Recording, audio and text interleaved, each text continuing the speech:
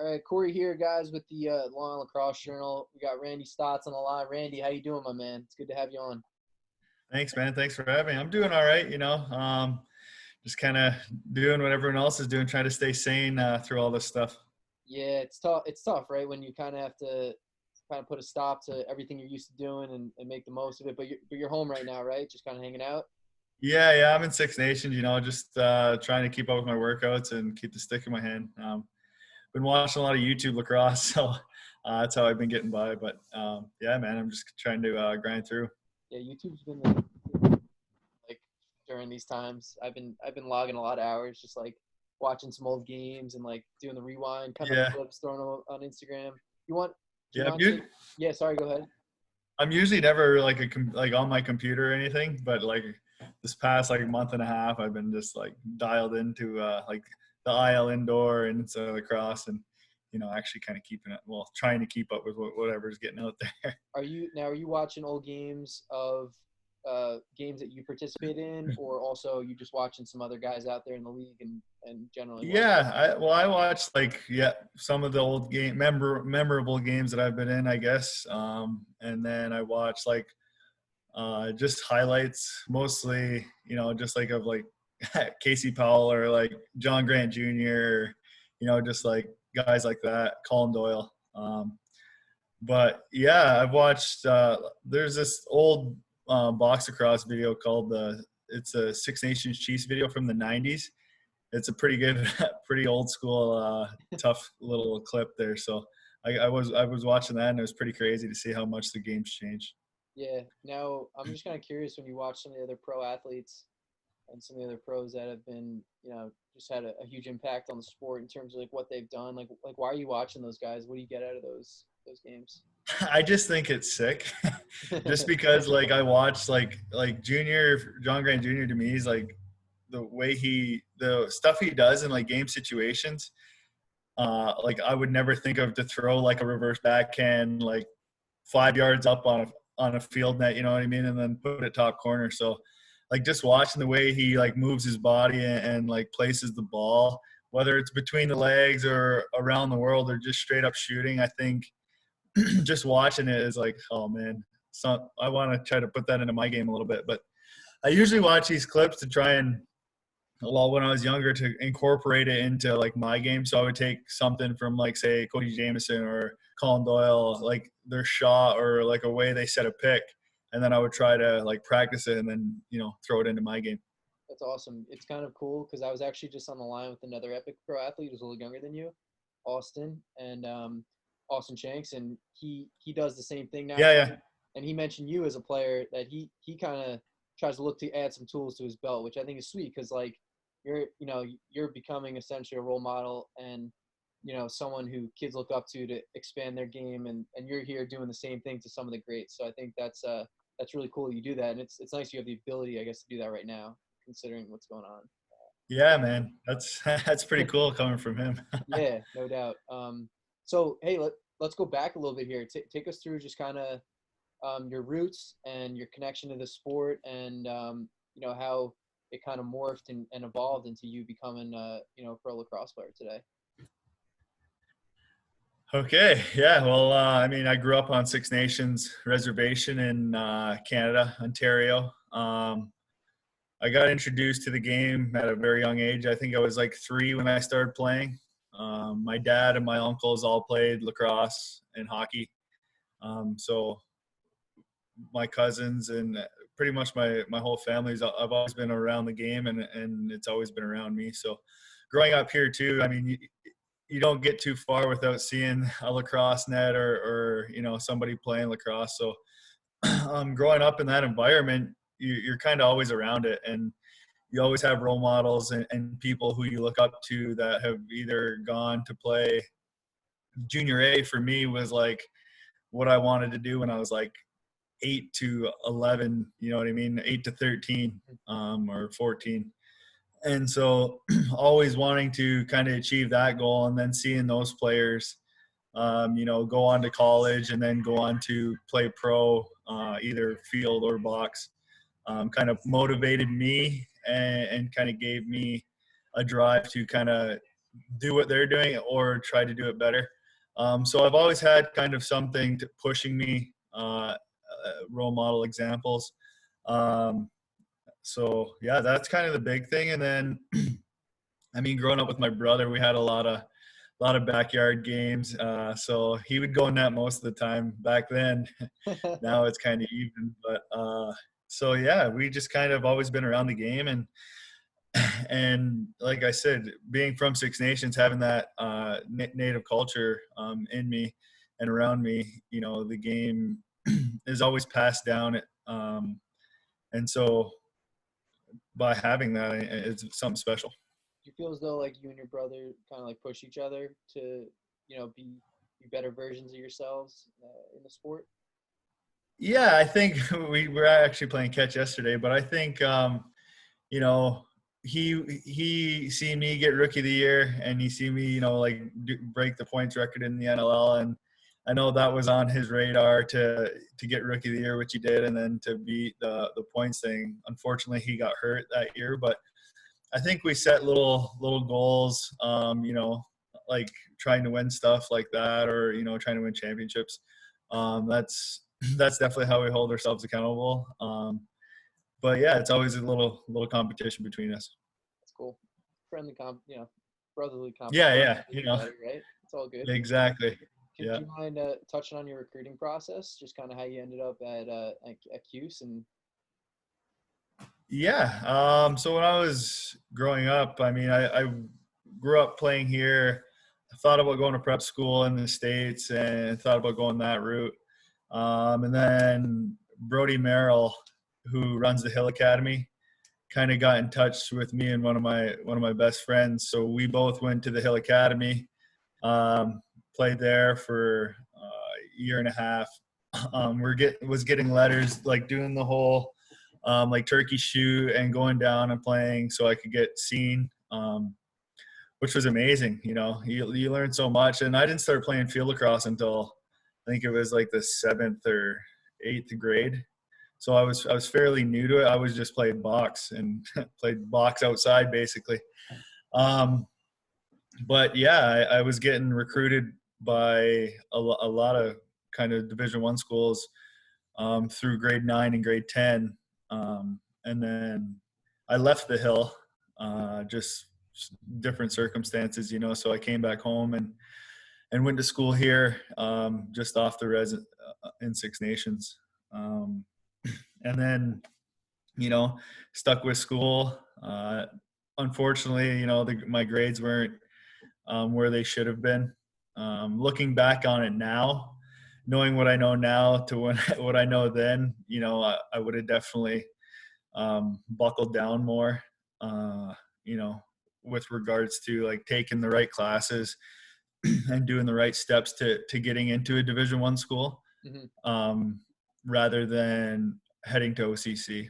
But saying that too, if I didn't go to OCC, I've learned I probably wouldn't be the person or who I am today. It gave me a lot of tools to becoming who I am today. A lot of life lessons learned through that school. Sure, absolutely. It's like, not everyone's path is in a straight line, right? And sometimes when you kind of go different directions, it ends up being like a blessing in disguise a little bit.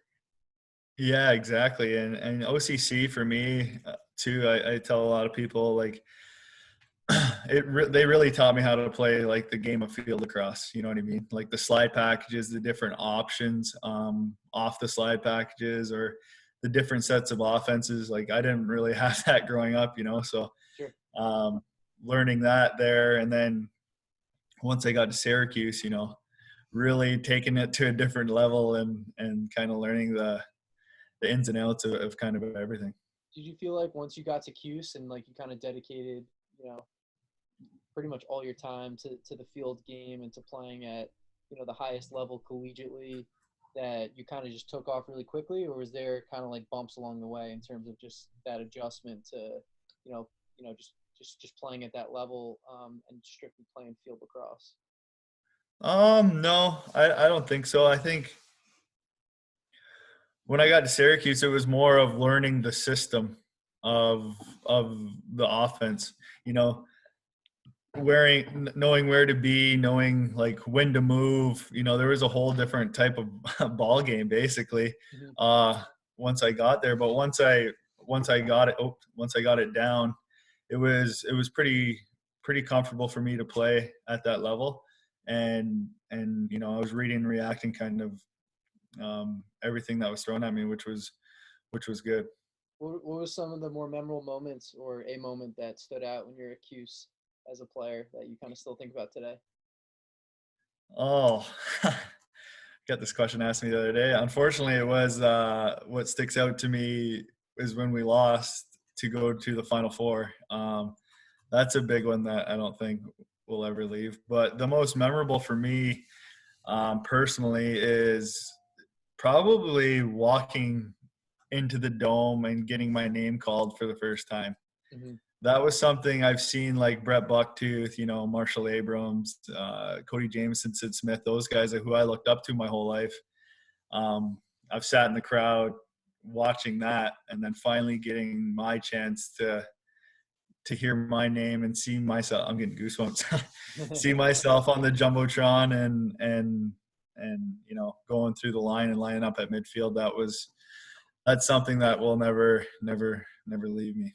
That's cool, man. Well, yeah, it was a pleasure watching you. I mean, obviously to this day, but even in the college game, because like I feel like the next generation of kids here that are growing up, they have pro athletes to look up to in a different way that kids maybe in the generation before didn't have. So it was always the Yeah. college players that they look up to. It was the college game, and you were kind of a part of that. And you're a name that's always going to stand out. And Cuse is always a program that kids are going to look up to. But now, which I want to talk about with you, is like there's this new layer to lacrosse, which is the professional indoor and outdoor game that's kind of taking a life of its own. So can you just kind of talk about what it's like to go pro and just what it's been like just being a pro lacrosse player in general?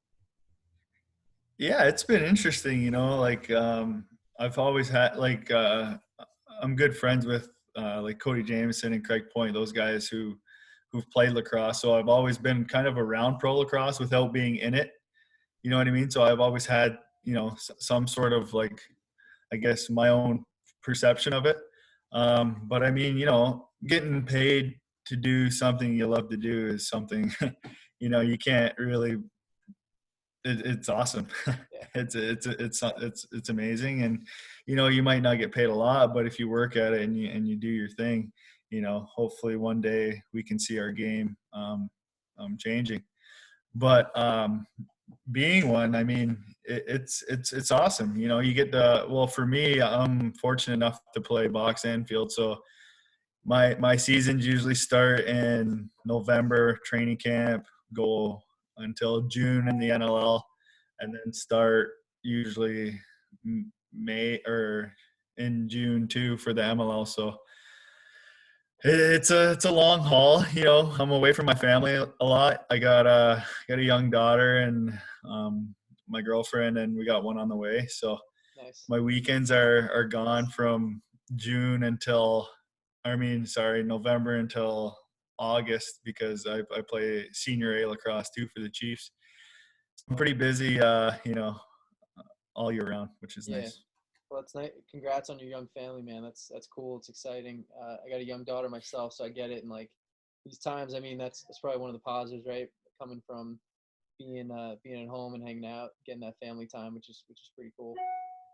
Yeah, that was we kind of laughed the first 2 weeks I was home. I was like, wow, man, I didn't really realize how much I was gone. You know, I'm usually gone from Friday to Sunday, so Yep. it's been awesome staying home. And I'm just kind of curious, being that you play indoor professionally and outdoor, which not everyone does. Do you feel as though when like it's time for the outdoor season, you're like, oh man, I wish I was playing NL or training for indoor because I like that so much more. Vice versa, or you kind of like the change of pace. What's your preference there? My preference is box lacrosse. Like, I like the indoor game. You know, I grew up playing it since I was 3 years old. Right. You know, and it's a game that I really love. But obviously, you know, field lacrosse is awesome too, and it's got me through school, and it's gave me opportunities to meet so many different people. Mhm. But no, I think it's different for me too because I play senior A lacrosse, so it's like the league in Ontario that all the NLL guys play in the summer to stay in shape. Mm-hmm. So it's only during the week. It's we play for the Man Cup across Canada. Mm-hmm. So when the field season's on and the NLL's off, I'm still playing indoor during the week and then playing outdoor. So sometimes it's like 4 or 5 games a week. It gets pretty tough on the body, but it's we love doing it and it's fun. Do you feel like that's a big reason why your game's evolved each year professionally because you're playing such high level lacrosse throughout the summer during the week? Yeah, I think so. I mean, I've never really thought about it. I just kind of just kind of go through with it. But yeah, I think having our stick in our hands, and always having that high level competition, like you just talked about, it is key, right? So I think, yeah, just being used to that pace and making those decisions and having those good defenders on me, like all the time is definitely helped me grow my game from when I came out of college till now. Can you talk real quick just about being on the Iroquois team, just what it means to you, and you know what's something that you've gained from that experience that going into it you never could have even imagined? Yeah, where do I start? I think, well, I started playing for the Iroquois Nationals in 2008 as a 15-year-old. We went to play out west in British Columbia. So I've been playing for them for over a decade now. So seeing everything like kind of grow over the course of the years, and seeing my role change over the course of the years has been amazing. Especially because for me, I'm an Iroquois person. It's my culture, it's who I am, and what I've learned from representing us, is that it's not just the Iroquois people; it's all the Indigenous people across Canada and the U.S. I remember when we were in Denver for the 2014 World Games, there was tribes from around Denver reaching out to us, inviting us out. We were getting good luck mail from different tribes across the states and across Canada, and it's pretty cool to see that you're reaching more than just the Haudenosaunee people. You're reaching kind of all different kind of Indigenous people, which is something that I hold special to me, and it makes me feel good that we have that much support around the countries. Would you say that's one of like the primary motivators for you just to keep excelling at the sport compared to like obviously the individual accolades, the winning of the championships, and all that good stuff? Yeah, I would say so. I mean, I think for me, it's about the love I have, the love and passion, I would say, for the game. That's kind of what drives me, and I'm lucky just to be a part of the culture and being a Native American.